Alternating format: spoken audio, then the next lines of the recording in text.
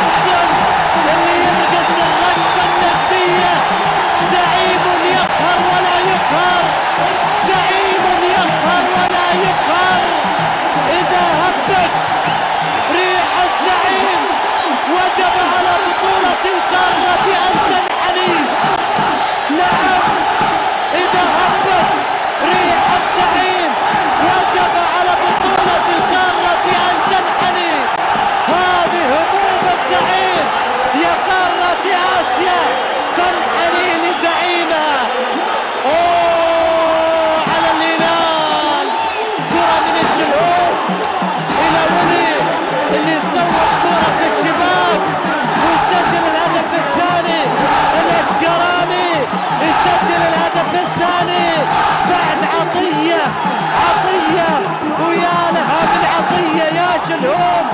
عطية مجزية لفيل هامسون وولي يسجل ثاني أهداف الهلال بالمباراة.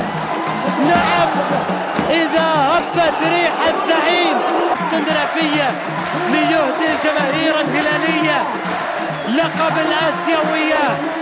جمهور الزعيم كل الآن بصوت واحد، لقب آسيا للزعيم بحول الله. شوف الله الله، سمعني الله.